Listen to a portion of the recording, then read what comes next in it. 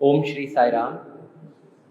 I offer my most humble pranams at the lotus feet of beloved Bhagwan. Dear Swami, respected elders, dear brothers and sisters. In one small village in India, where there was a severe drought, well, not in India, it could be any other place. It was one small village which was facing a severe drought, and there were no rains from several years, and everything had been tried. The canal system had gone dry, the ponds, lakes, everything nearby had dried up. The groundwater was in a precarious situation. Man had done everything that he could do best, and there was no solution to the drought problem. That is when, oftentimes it is problems that gets man to God. Sometimes I feel that possibly that is the reason why God has kept problems. Otherwise man will never remember God and forget the glorious purpose of life. So the whole village decided that they would seek God's help. And so it was announced in the village that all of us, let us gather in the ground and let us all pray to God for rain, because that is the only way we can save our village. And then came the question, which God do we pray to? So they were, in times of crisis, sometimes the best in man comes out. They decided it does not matter which God you pray to. Let's all pray to our own gods. So each one of you get your object of faith. Whatever you want, you get. Whatever you have faith in, you get it here, and we shall pray. All of us shall pray together individually. So, and let's see what happens. And so on that day, the whole village gathered in the field. Everybody had got their own objects of faith. Some had got idols, some had got the cross. Some people carried the photo of Swami. Everybody had got their own objects of faith. Some had rosary beads, some had Ganesha idols, some carried the book. And then began the mass prayer. At the end of 1 hour, suddenly thick clouds gathered over the sky. And people were thrilled. They were sure it was going to rain now. That was when somebody announced that our prayer has borne fruit. Somebody else asked, is it our prayer that has borne fruit, or is it that there is one person whose prayer has been so sincere that God is answering his or her prayer? That was an interesting question. And as the first few drops of rain started falling, people were still wondering about, is it our collective prayer that has got the rain, or is it somebody's individual prayer which was sincere enough that got the rain? And even as they were wondering like that, the rain became heavy. It began to pelt down so heavily that everybody started running back to their homes. We can decide on this later. Let us now take shelter from the pelting rain. Everybody ran except for one girl who comfortably opened an umbrella. And she said, I knew it was going to rain, so I brought the umbrella. Now that is faith. Everybody got rosary beads, idols and cross and statues and photographs. This little girl brought an umbrella. She said, I have faith in the umbrella when it rains. Now that is faith. And nobody needed to debate anymore on the question as to whether it was one person's prayer or it was the collective prayer. It is not the words that matter. In fact, I remember reading it somewhere else about a little child who used to pray. She used to say, God, I don't know prayers. Because she was taught in school the standard. This is, of course, a Christian inspirational story. She was taught the standard prayer. O Lord, thou art in heaven, hallowed be thy name, thy kingdom come, thy will be done. She could not memorize that. So, what was her prayer? She said, Lord, I know that there are the alphabets in the prayer. You know the prayer, I don't know it. So I will say A to Z 10 times. You please use the necessary alphabets and make the prayer yourself. So you see, it is not the words that matter, but the feeling and intent that matters.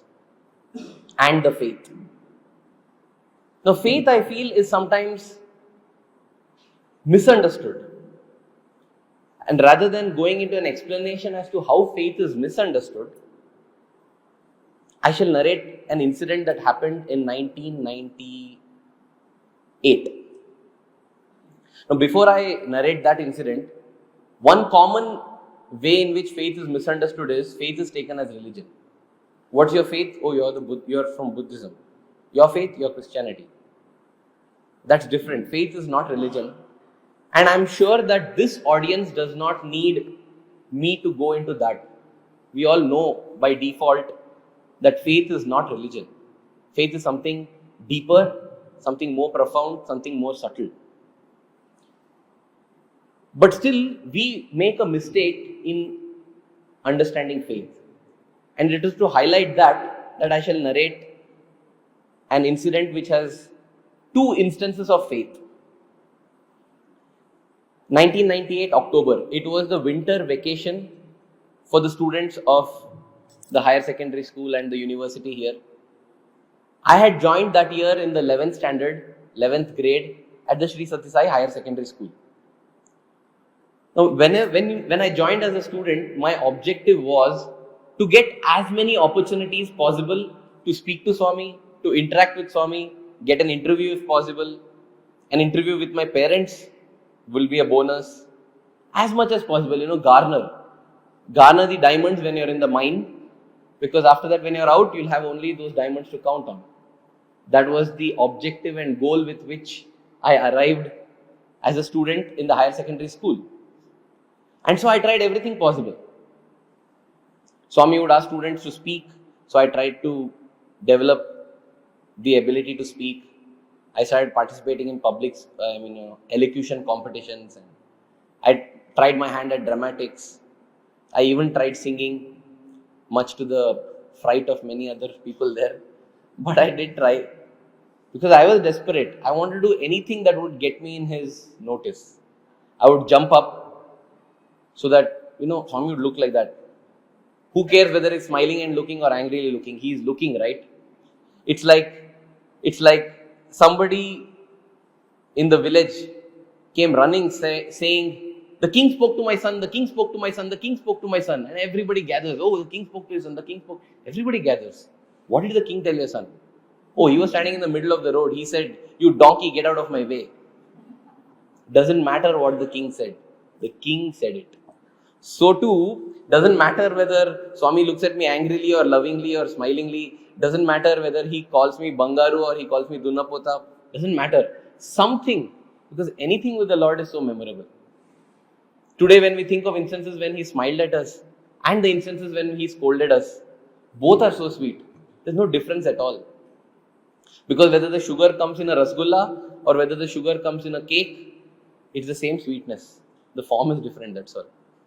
So I was desperate to get some kind of opportunity and some kind of chance with Swami, and I tried incessantly for almost 6 months.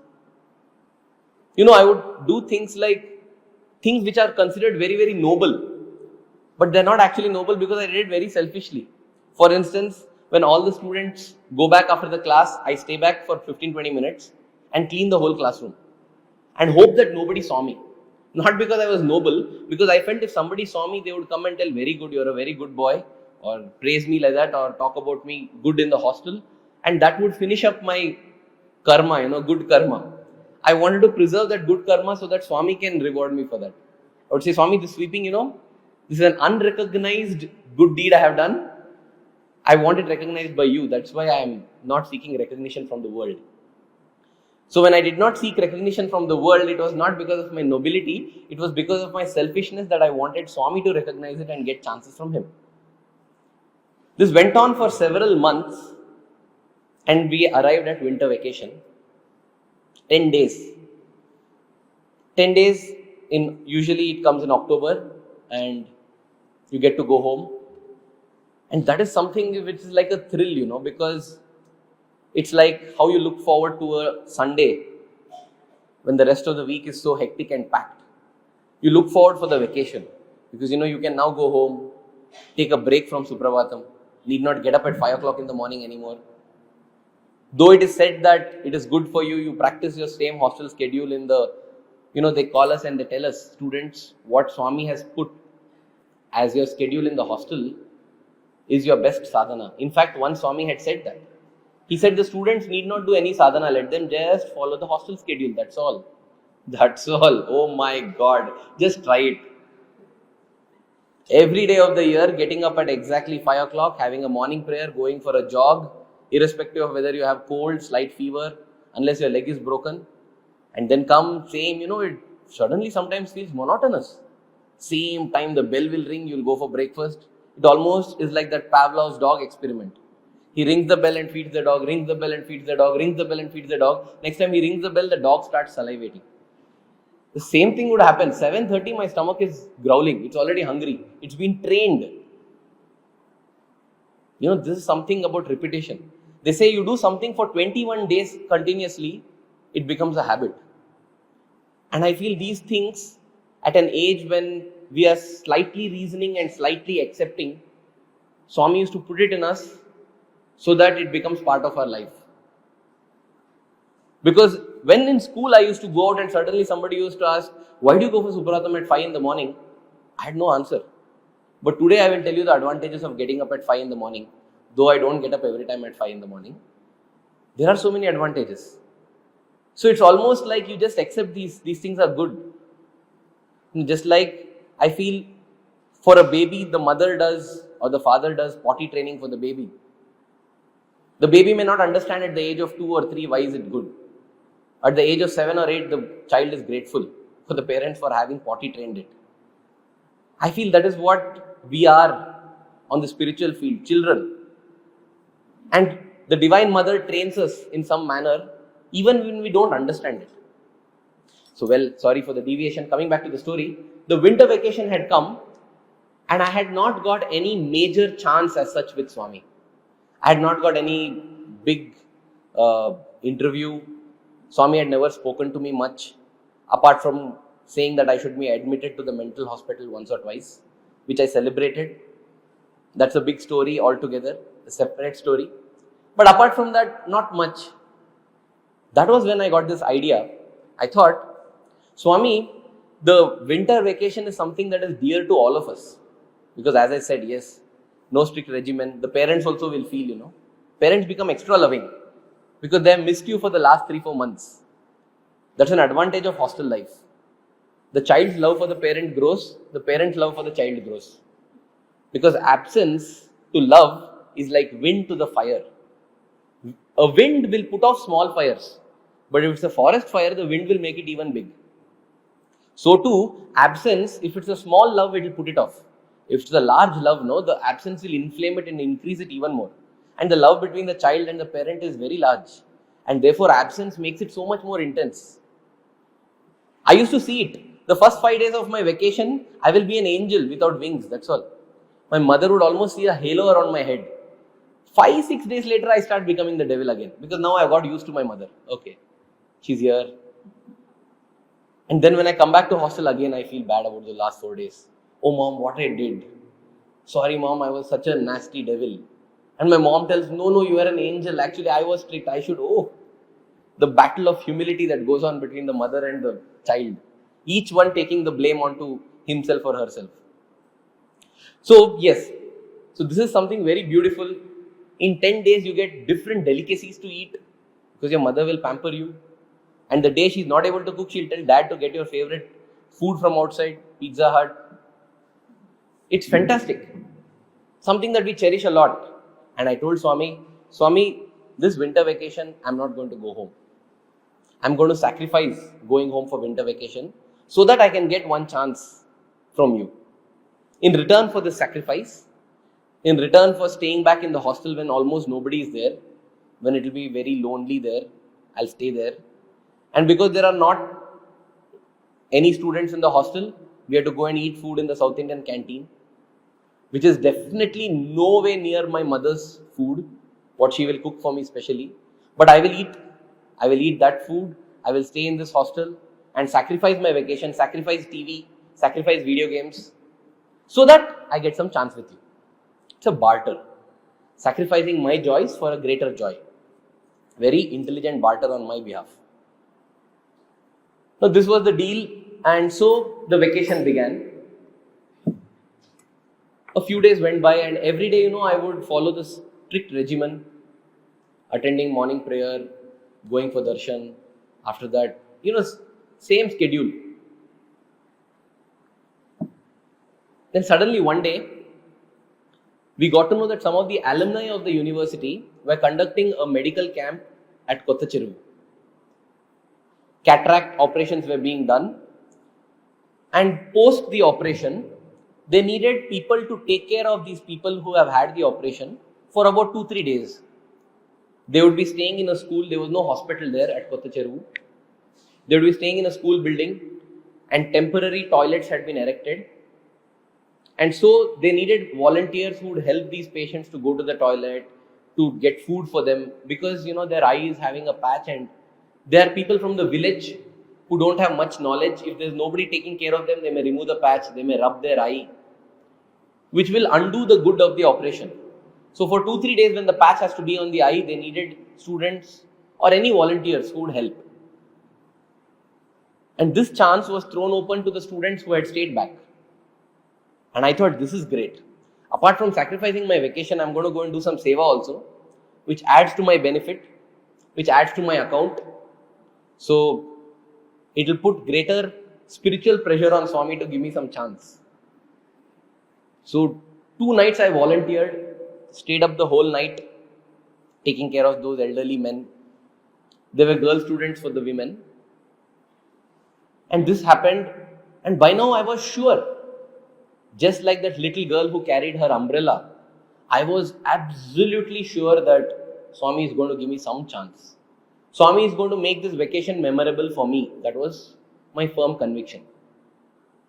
October 28th, 2 more days to go for the vacation to end. And I was not at all perturbed. I felt no problem. God definitely is going to give me a chance. Swami is going to give me a chance. I don't know how, but he'll give me a chance. I was very sure. It is said, there is a story of Prahalada, who used to always tell his father, the demon Hiranyakashipu, that Narayana is God. And Hiranyakashipu was the sworn enemy of Narayana. So he would tell, being my son, you are calling my enemy as God. And so he had him trampled upon by elephants. He had snakes to bite him. He had drowned him in the ocean because he didn't want such a son. But nothing would happen to Prahalada because he was under Narayana's protection. There's one incident where they say that Prahalada was thrown off a cliff, and Lord Narayana came and caught him. Vishnu caught him at the bottom of the mountain to ensure that nothing happened to him. There is a poet who has written a beautiful story imagining this. He says that when Lord Narayana caught Prahalada, he bent and caught him. So why did he bend and catch him? It's because the poet writes that Lord Narayana wanted to see that when he was thrown off, from there Prahalada is going on saying, Narayana, Narayana, Narayana. He is not showing the slightest fear. He has got absolute faith in his Lord. Narayana wanted to see whether in the last 1 meter also he has the same faith or not. Because often we hold on till the last minute. After that we say, oh my God, God is not coming, I think no. I better do something on my own. And as we are falling, we think God is not coming and stretch out our hand, try to clench a root. That's when we get hurt. Many times the Lord might have just bent to catch us. Let us not worry, because God may appear to be coming at the last minute, but God always comes at the right minute. There's nothing like the last minute. It's always the right minute. So, I was very confident. I was thinking, so what if 9 days of the vacation are over? 2 more days are there. Something or the other Swami is going to give. And then it happened. Swami had called a group of people from some district in Andhra Pradesh for a group interview inside the bhajan hall. And after that 1 hour interview, we were all seated outside waiting, because this was the time between the darshan and the bhajan. And the whole group exited. One member of the group came walking straight to me and he told me, Swami has told you to take group photo We will assemble as a group there, you should take the photo. I was wondering, what is this person speaking? First of all, Swami does not know me. In the sense, Swami, how does he know that Swami told about me? Swami does not know me in the sense, in the physical sense. He has never asked me my name, he doesn't know anything, I am not yet in his top of the mind awareness. All these thoughts come because of Maya. It happens. Swami always says, where the form comes, Maya comes. If somebody describes a mango, Swami says you start salivating. You will start enjoying the mango. The same thing when somebody gives you the mango, when you have to buy the mango, you pick it up, smell it, press it, see if there's a worm, see if its color. So Swami says, when there is no form, there is implicit faith. When the form comes, doubt comes. You want to check, you want to test. When somebody is describing, and there you got a lovely mango, you never ask, is it yellow? Is it ripe? Is it smelling sweet? Nothing. Yeah, that's a mango, lovely mango. When only the name is there, there is faith. Once the form comes, there is doubt. That is natural. And that is what happens. We know Swami to be omnipresent and omniscient, and yet when Swami comes, Swami, Vibhuti Swami, we want to tell Swami. Because somehow we feel that, if I tell Swami, it is better. That is the bane of the form, but that's also the beauty of the form, that it gives us memories to cherish like this. So I was wondering, how did Swami tell him that go and ask this boy to take a group photograph? Then I thought, possibly there were 4 of us with camera sitting there. Swami might have told him, there are camera people among the students, go call somebody to take a photo.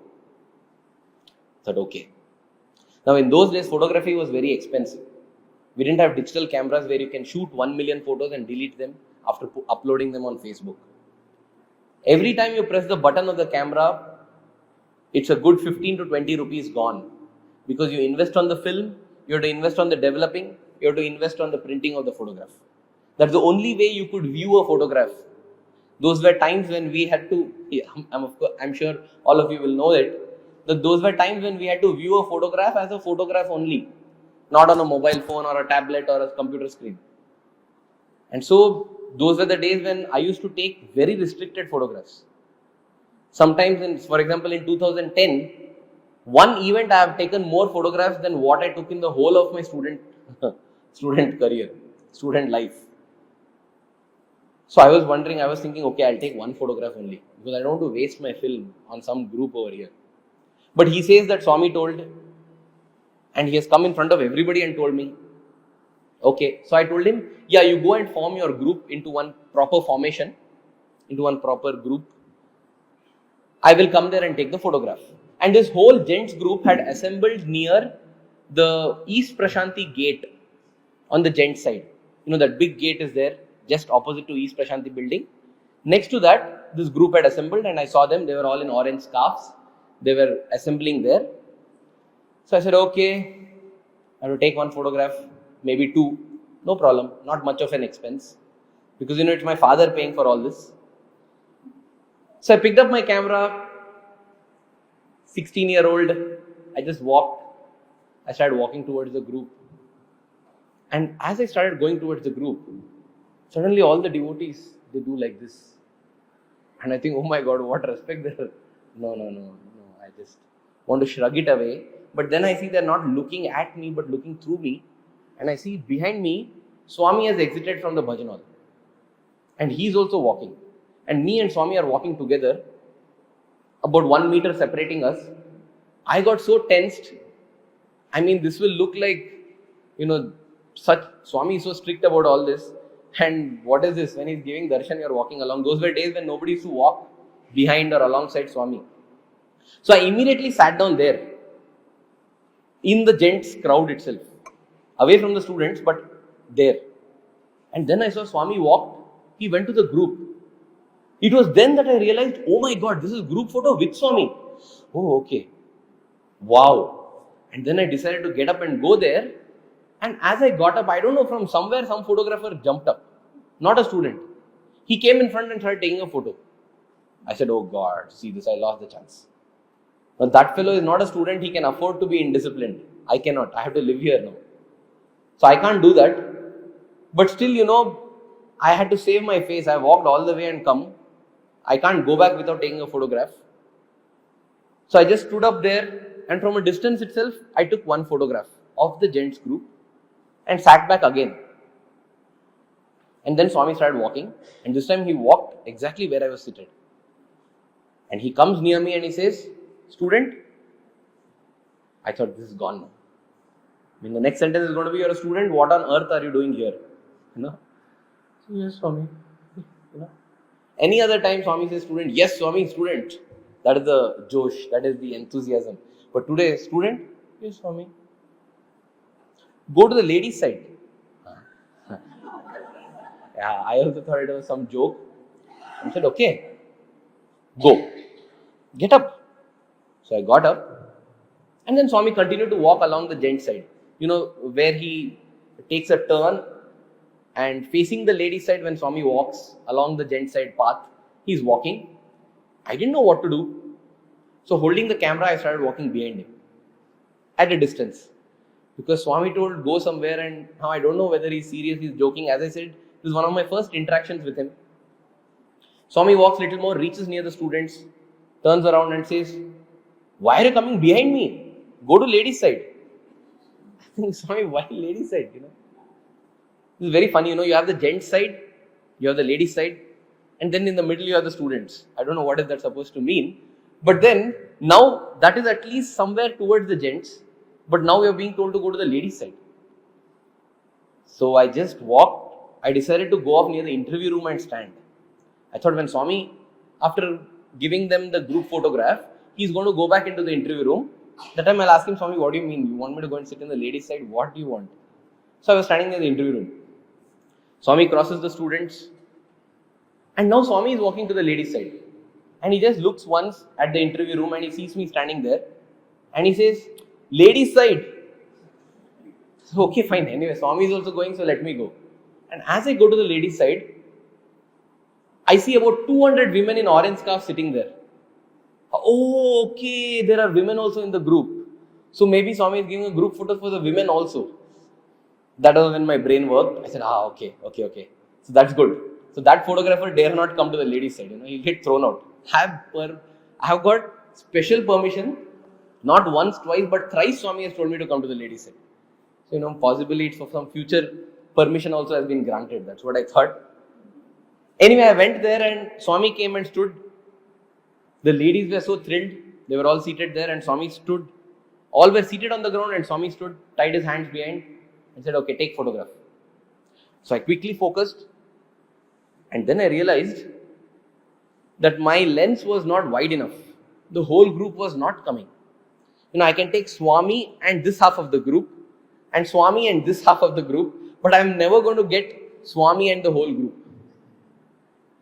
In any normal circumstance, what I would have done is I would go behind so that I can cover more. But right behind me is this ocean of ladies seated there with devotion oozing from their eyes, and they are so happy, thrilled seeing the Lord. In fact, the only lady who is unhappy is the lady in front of whom I am standing because I am blocking her darshan. She's just hoping that this guy takes his photo and gets lost fast. Now, it is a predicament and I am just thinking what I should do. And Swami tells, "You have to go back." Thank God Swami recognized. I put the camera down and I point out, "Swami, how do I go back? This whole ladies here." And then Swami just bends a little and tells, just like this to the ladies. And like the way the Red Sea parted for Moses, the whole ladies, they just part and make a path for me. In a moment. That is the power of the Lord, And just a path is made. And I walked in the path into the ladies.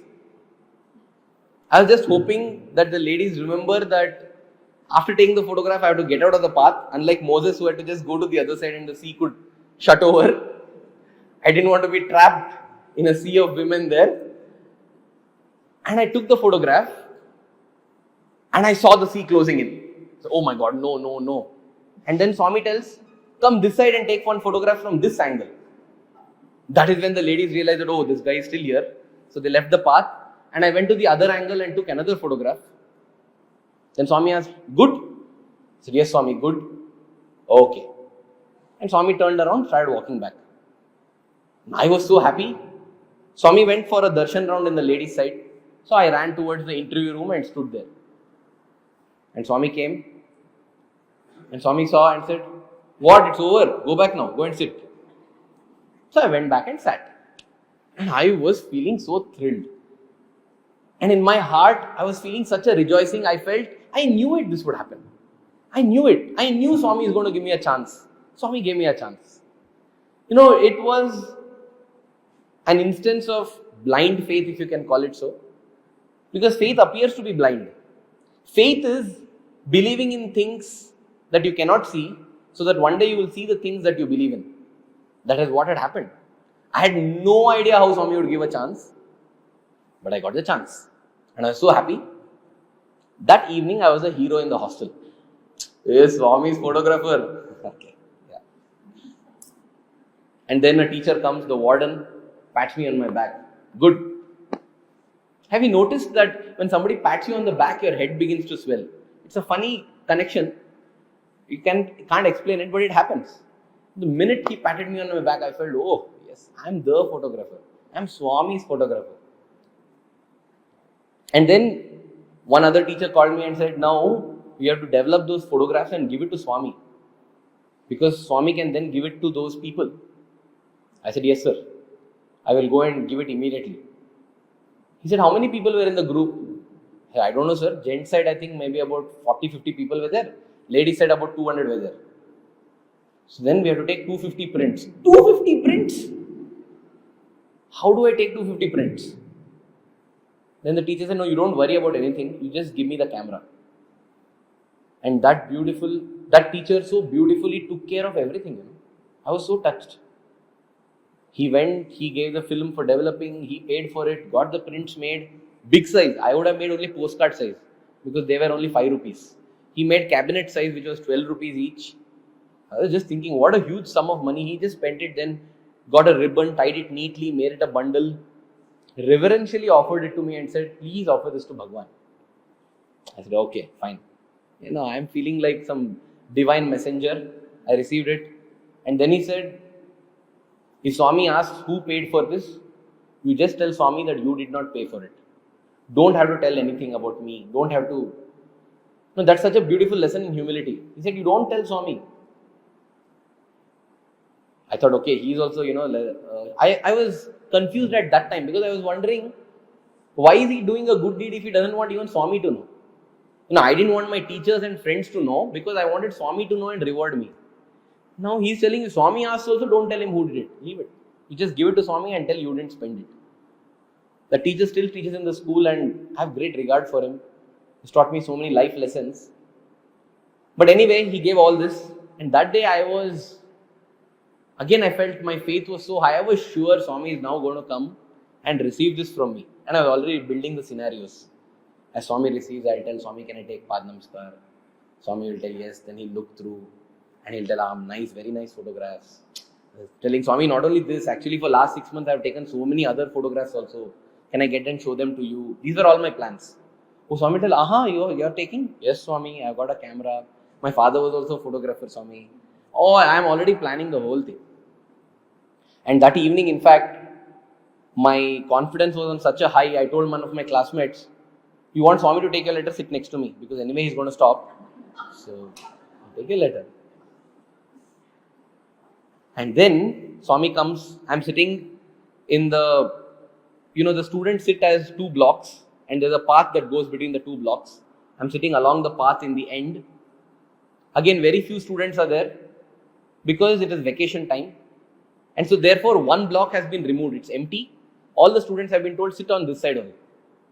Otherwise, there used to be only 2 lines. It will look like Swami is a train engine going on a track. So they told, everybody sit on one side. So as Swami comes close, I'm just holding it. Not even trying to get up because Swami is going to come straight to me. Swami comes walking till that boy who has got that letter, who is sitting beside me, because he's a better chance to give a letter. From there takes a detour and walks off towards the gent side. And that boy with the letter is looking at me and saying, what happened? What happened? You were saying that, I didn't know what. Just Swami took a detour exactly near me, again came back to this side, continued along. Darshan session was over. The photos were in a cover on my lap. And that's it. Over, that's all. And that person who had come and told me the previous day that, you come and click a photograph, he's sitting in the gents audience there. He's asking me, that is photograph? Give me. I was thinking, no way, I got to give it to Swami. I can't going giving him with all the ribbon and all tied there. So he kept on trying to get eye contact with me. I'm trying to avoid him. You can attract the attention of somebody who is not looking at you. But you can't attract the attention of somebody who has decided not to look at you. So he was trying his best. I was just avoiding him. Then I just got up and walked into the veranda and sat in one corner there. And now I was feeling horribly low. I was thinking how egoistic of me to think that Swami will come and, all that thing. And imagine I even told that guy, you sit next to me, Swami will take your letter. I was feeling so horrible. And Swami comes out of the interview room. And as he comes out, he just looks at me mischievously. And I felt so guilty of being so egoistic. I just bundled the whole cover and kept it aside. I said, Swami, this is really bad on my part. From yesterday evening, I've been feeling that I'm the hero. Actually, you are the hero, Swami. I became a hero because you touched me. And when you don't touch me, I'm a zero today. Swami always says God is a one and all of us are zeros. You may put any number of zeros, the whole thing gains value only when the one comes next to it. Remove the one, the zeros are of no value. How many ever zeros you put before the one, again no value. Only God has to be the top, first priority. After that, anything else gains value. Before God, you give anything else value, it doesn't gain value at all. So here I was sitting and Swami was speaking to the warden there. My lap hit the cover and that plastic it was, so it made that crumbling kind of sound. And Swami suddenly saw and asked, what is that? I said, Swami, photographs. Which photos? Swami, yesterday that, my voice was already meek. Swami, yesterday that group, I slowly pulled it out. Aha, yesterday's group, why you didn't tell me? What? Swami, you avoided me. I didn't tell him that. I said, Swami. Swami took the photo, give. So I just gave the photos. Swami took them and walked. And I just was about to sit down. Swami turned and said, come with me. Okay, I went with him. Swami took me right to the center of the dais there in Kulwant Hall. And everybody knows like this. But now I am sure it is not because of Swami, nothing because of me. I am just standing there. And Swami looks in the gent side audience. And that Jack in the box, he's popping up, that person. And Swami says, yeah, you come here. He came running. He thought that he's not going to get his photos. He came running.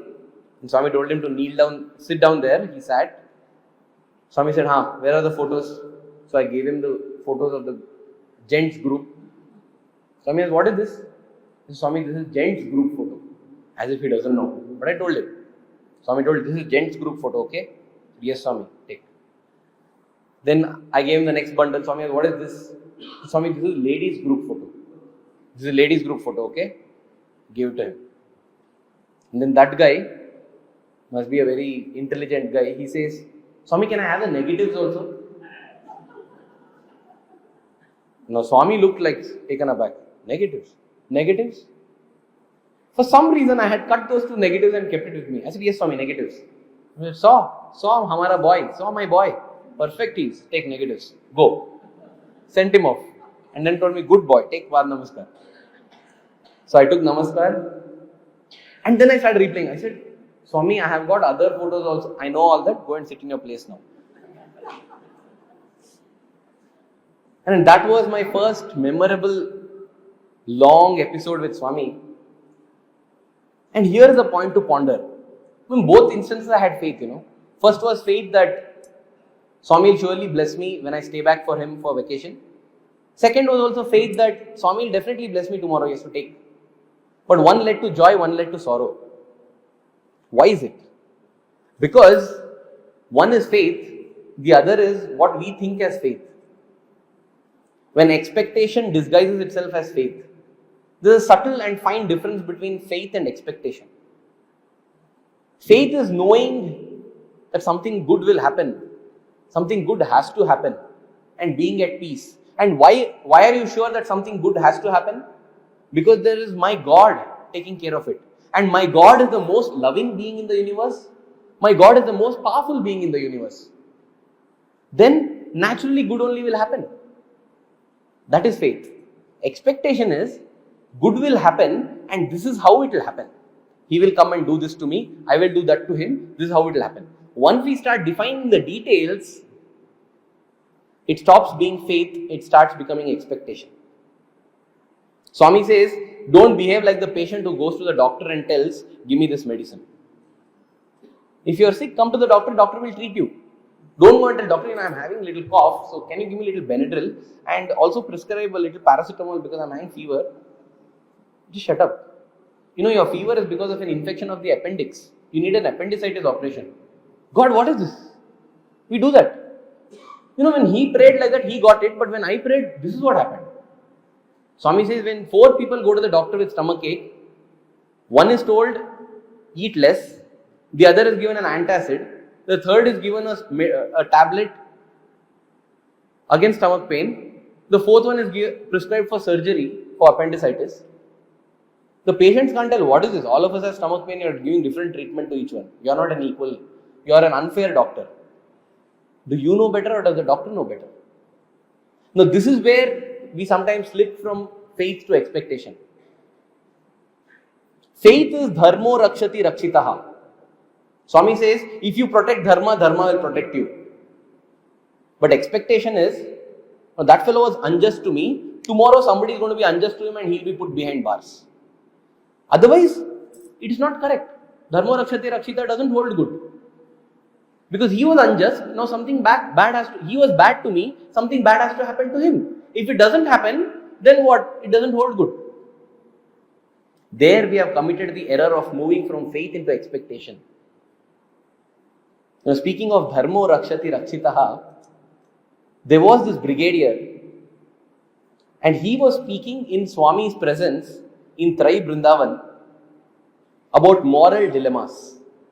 And he told Swami, not Swami, he was addressing everyone and he said, sometimes situations in life will be very tough.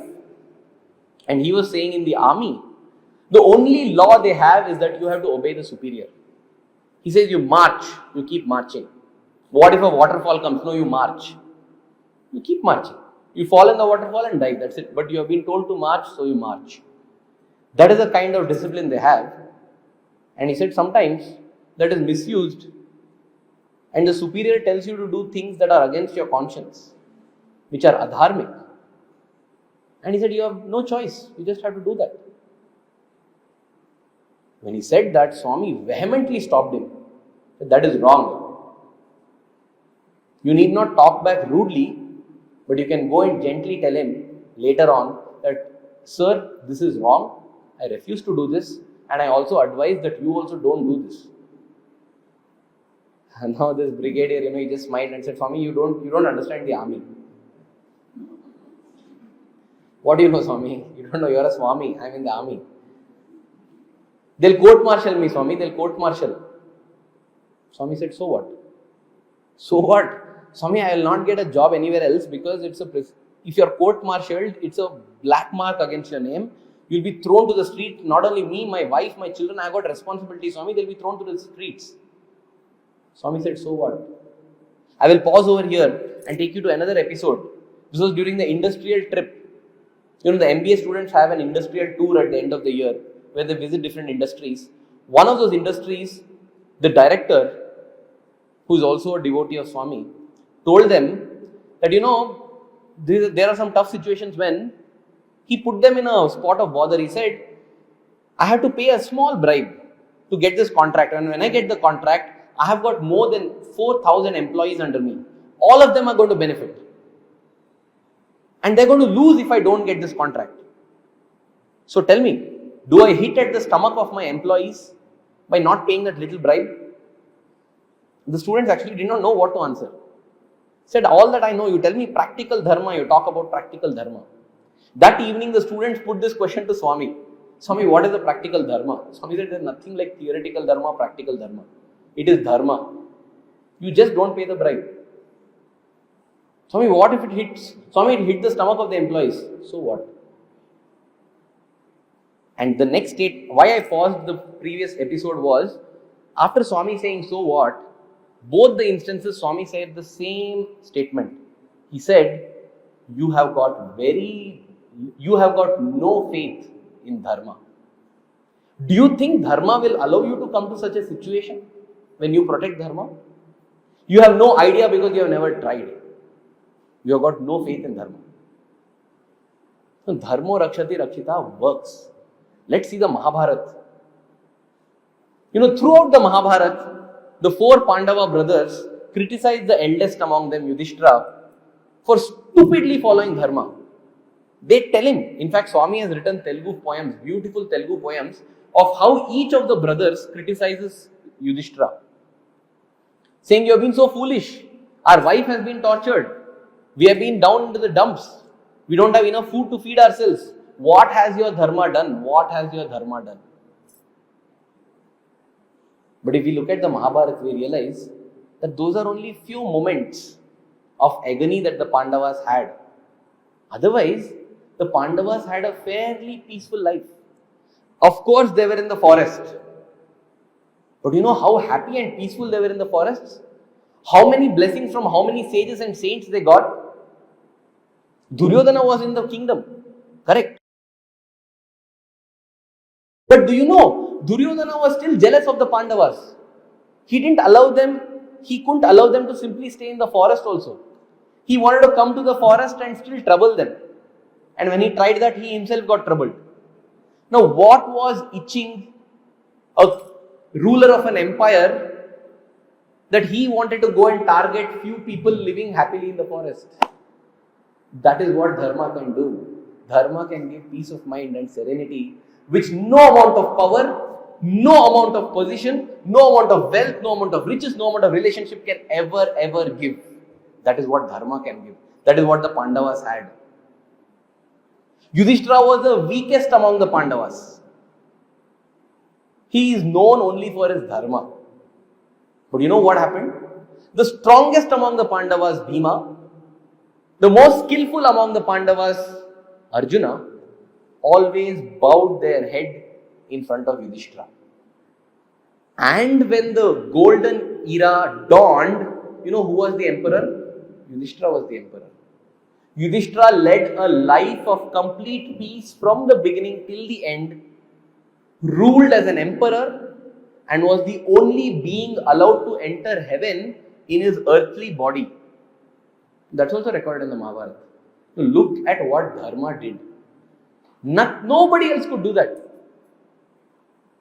So when we say that they suffered, once somebody told Swami, Mirabai took Krishna's name always. She always was chanting Krishna's name. But Swami, she suffered so much. She suffered so much.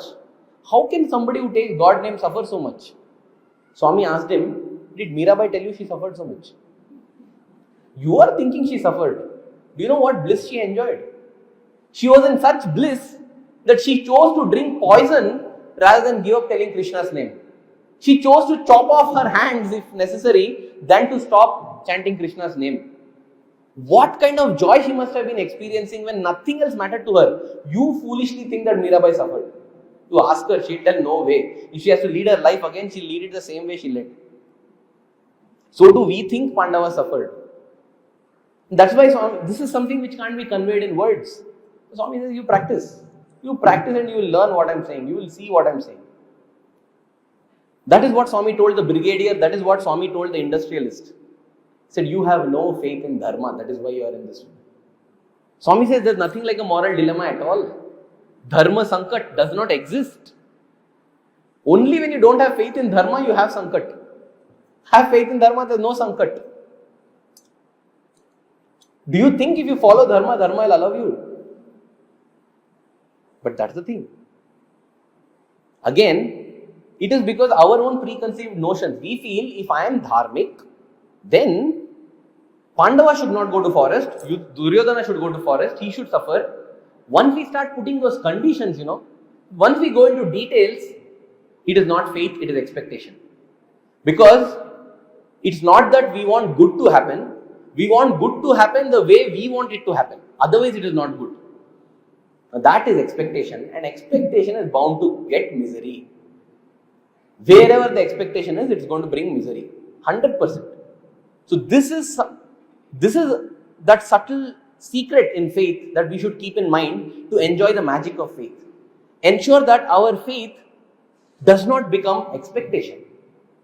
Let us not go into the details. It often happens.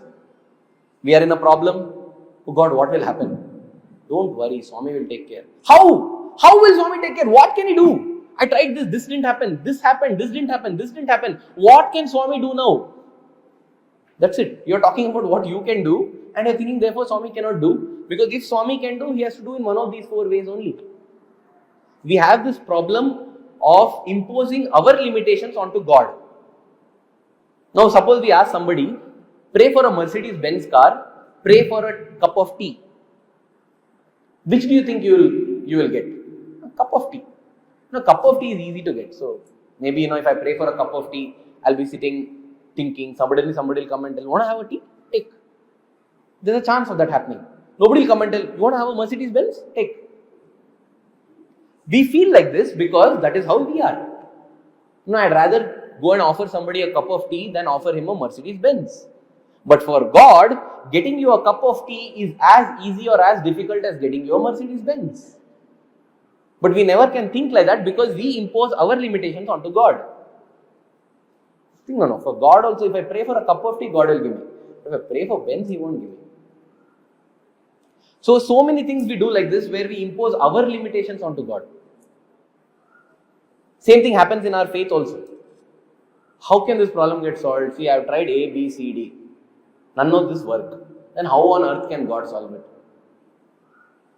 Can't there be a possibility of a chance E which you can never think of that God can do? There have been so many instances like that. If I go into that, it's amazing in itself. That is what we call a miracle. God says it's not a miracle. You just didn't know that option is there. I used that option and you call it a miracle.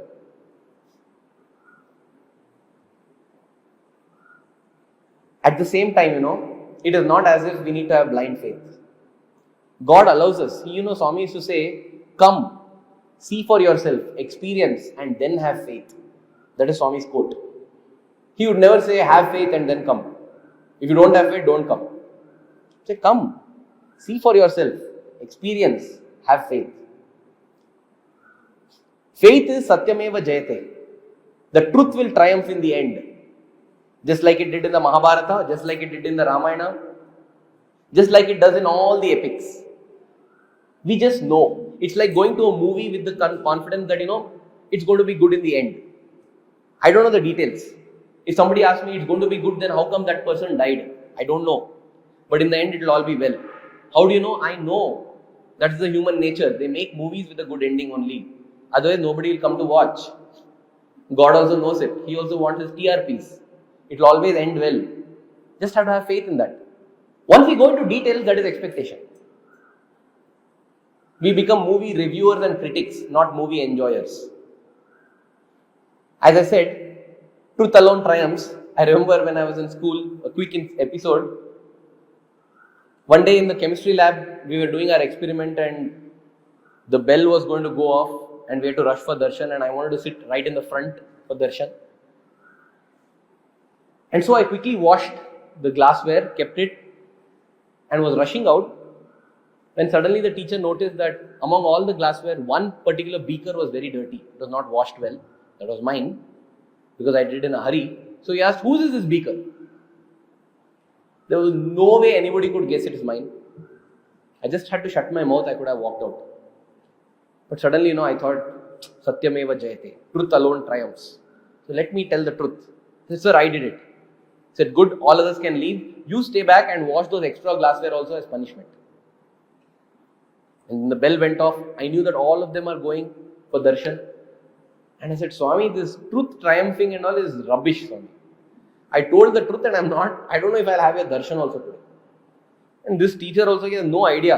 He doesn't know that he's stopping me from the greatest gift I can have in life.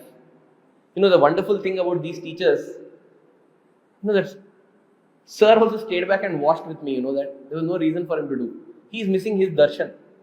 But that didn't strike me at that time. That time I was all about myself. I was thinking, what is this? He can also go for darshan, allow me also. Instead of that, he's doing such a thing. And that is because I told the truth. If I just shut up, need not even tell a lie, just shut up, I would have been fine. And then I threw a challenge to Swami. I said, Swami, if truth triumphing is true, then today, accept a kerchief from me. I don't know how you're going to do it, but do it today. That was my challenge. Then I washed, I went late. As I go to the mandir is completely filled. So I went and sat in some corner in the veranda. In the veranda, there used to be one block left for students, and somewhere in the behind I sat there. Swami completed the darshan. This time there were two people who used to be nearby Swami, assisting him. Swami walks in the veranda, comes quite close to me, waves his hand and materializes vibhuti for somebody. And immediately the boys assisting him, two of them, both come to Swami with the handkerchief. And guess what happens? Swami doesn't take it from them, looks at me and tells, give handkerchief. And I went to him and gave the handkerchief. He wiped, he smiled, threw it back. I came back and sat and said, is this a coincidence? Or is this really happening? When God gifts us also, we don't give him credit. That's the problem. God will think, what I should do to you? And again, Swami sent a confirmation also. The boy next to me says, what special today? I said, what special? I gave kerchief. No, the way Swami smiled at you, something special today. Thank you, okay. So you also felt it was special, it's not only me. Okay, so, and therefore I accepted that truth triumphs. So you see, you're allowed, just like God tests the devotee, you're allowed to test. But now I should not say, okay, it worked that time. Swami, now if truth alone triumphs, I'm late for my bus, let me be able to catch it. Don't do it again and again. Then it's just doubt then. There's a story of a gardener who told a few monkeys, he taught them how to do gardening. And the monkey said, okay, we'll do gardening. This is there in the Jataka tales. And the monkey said, how will we know that the plants are growing? The gardener said, the plants will grow when the roots are growing. So the minute the root is there, you know that the plant is growing. He comes back after 3 months and he sees there's no garden, it's a barren land over there. And he says, what happened, you monkeys, what did you do? The monkey said, we tried to grow the plants as you said. So what did it? We watered it, we put fertilizer, and then every evening we check whether the root is growing. Every evening you checked. Yeah, we watered it every evening, we put fertilizer every day, so we checked also the roots for every day. Oh my God. First day you check, and when the root is growing, you know that it is growing, then you just plant it and leave it. And then how do we know the root is growing? No, you know that the root is growing. That's it. You just have to have faith that it is growing. Same thing happened with our monkey mind when we tell it to water the sapling of faith. Every time it wants to pluck the plant and see if the root is growing, every time it wants to test, then it's dead. Test once, but once it has been proved to you, accept it. But we accept Swami is God. We are convinced. When that experience happens to us, we are convinced. We say nothing can shake us. And then we see some terrible news reports. And then we see something. Then people are talking. Hey, is this true? Is it like this? Why Swami is doing like this? What on earth do you mean by asking why Swami is doing like this? You said Swami is God and whatever he does is perfect. Now again you are getting doubt. You again want to pluck the plant and check the root. You are allowed your test. But once your test has been confirmed, stick to your faith. My time is up. So I just thought that it would be nice to share this thought that there is a very subtle but very vast difference between faith and expectation. Let us not confuse expectation for faith. Faith is just knowing that all is well, everything is good. Life is beautiful because God is there. Everything that is happening is good for me because God has planned it for me. And God is the most loving, God is the most powerful. So how can it ever go wrong? That is faith. Expectation is everything will go right. When I go there, there'll be a taxi waiting for me. I'll have a comfortable ride to Bangalore. And my train ticket, which is in waiting list, will get confirmed. I have faith. That is not faith. That is your expectation. Because if there is no taxi waiting, you will feel God does not exist. You don't know for all that you may have, God might have arranged a flight ticket for you the next day, but you miss it because you were expecting a train ticket. Don't miss God because He didn't come to you in the form that you were expecting. Allow Him the freedom because He'll come to you in the best possible form at the best possible time. And when that happens, you have a miracle, you have a magical experience, you have experienced the magic of faith, and you'll have a smile plastered on your face permanently, because that's not a smile that exists only on the face, that's a smile that comes from deep within, the smile of the heart. With that, thank you. Jai Sai Ram.